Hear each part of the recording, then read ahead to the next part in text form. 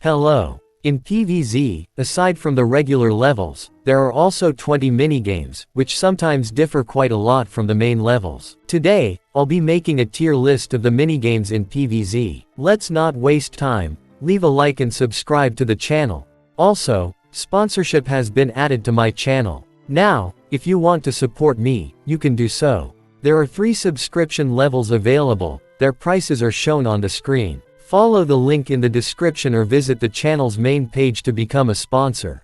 And I'll start the video.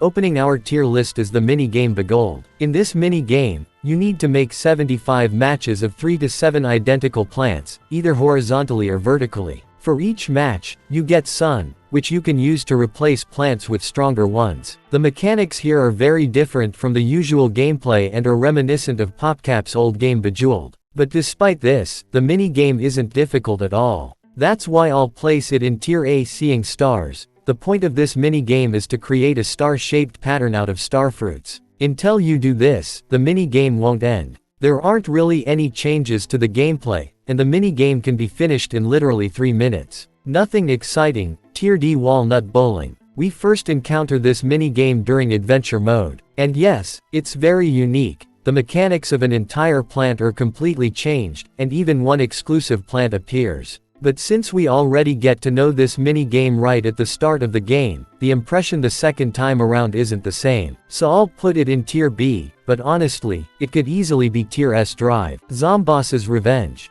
This is the 20th and final mini-game. It's essentially the same boss fight, but now Zomboss has 1.5 times more HP, which really does make the fight more difficult. But aside from the added difficulty, there's nothing new in this mini-game. So purely because of the challenge, Tier C. Slot Machine. In this mini-game, there's a slot machine with 3 slots. You need to pull the lever, spending 25 sun, and if you get 2 or more of the same slots, you'll receive a sunflower, pea shooter, snow pea, or walnut. To complete the mini-game, you need to earn 2000 Sunday. It isn't difficult, but the gambling aspect makes it very fun, and as we know, people love gambling. That's why I'll put it in Tier A. Final Battle. In this mini-game, you need to survive 5 waves. You're given 5000 sun, and you need to use it to set up your defenses. Unlike Survival Mode, here you can't change seeds between waves, so you'll have to rely only on the plants you pick at the start. I'll say this. Plant choices here have to be made really carefully, because the mini-game isn't easy and requires some thinking. There aren't any new mechanics, but in my opinion, it deserves Tier B. Rain of Seeds. On the lawn, it's raining, and seeds are falling from the sky. If you don't plant them, they disappear. Basically, it's just a conveyor belt style mini-game where any plant can appear, except a few. But for me, the main charm here is the atmosphere and unique presentation. Personally, I really like the rain theme in PVZ, so I'll put this mini-game in Tier A. I won't be bold enough to place it higher, but I don't want to rate it lower either. Call 'em like you see 'em. Here, almost the entire lawn is filled with pots, and plants are planted across entire rows. Zombies only start coming at the beginning of the first huge wave, and they come in massive numbers. In total, there are only 3 huge waves. In my opinion, this is the hardest mini-game. I remember when I first played PVZ, I got stuck on this one,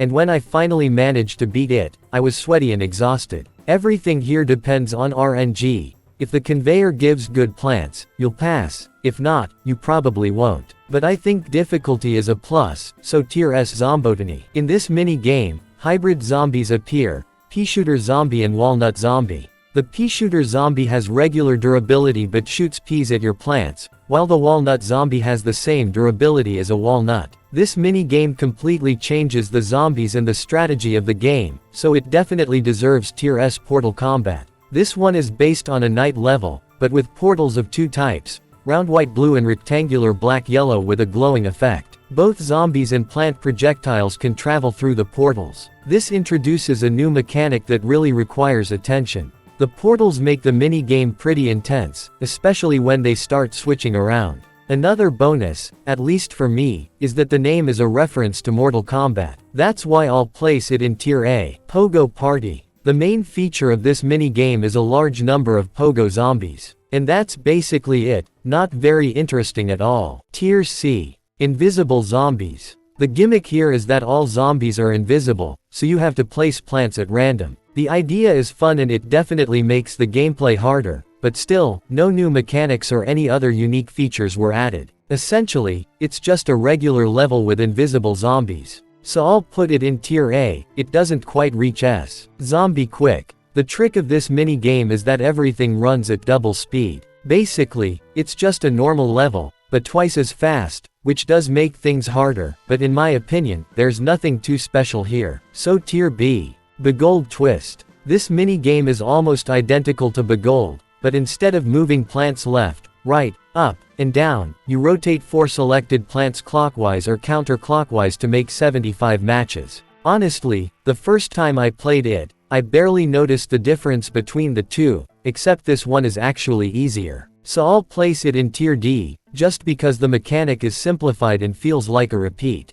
Whack a Zombie. Another mini game we encountered during adventure mode. In my opinion, it's also a very interesting idea and changes up the usual mechanics quite a lot. But since we first experience it while playing through adventure, I'll put it in tier B. Bobsled Bonanza. In this mini game, you'll mainly be facing zombonis and bobsled zombie teams. It's actually pretty tense, and it has a strong winter vibe. Tier A. Zombiquarium. In this mini game, you're given an aquarium with 2 snorkel zombies that produce sun. You need to collect 1000 Sunday to earn the trophy and complete it. When the zombie turns green, it means it's hungry, so you have to feed it brains, which cost 5 sun each. This mini game completely transforms PVZ into a totally different game. Its gameplay is very similar to another PopCap game called Insaniquarium. It's genuinely great, plus I like those kinds of references, so tier S.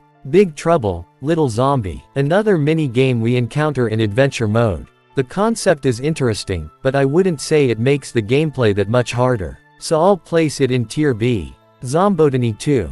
A continuation of the original Zombotany. It's just as overpowered, but now there are significantly more hybrid zombies, which makes it much harder. Tier S. Walnut Bowling 2. Another sequel to a mini game. The only difference from the first version is that there are more zombies, which makes it harder. Also tier B. And that's my tier list of PVZ minigames. Write in the comments what you agree with and what you don't. I'd love to read your thoughts. On that note, I'll wrap up the video. I hope you enjoyed it. If you did, feel free to check out my other videos. Thanks for watching, good luck to everyone, and goodbye.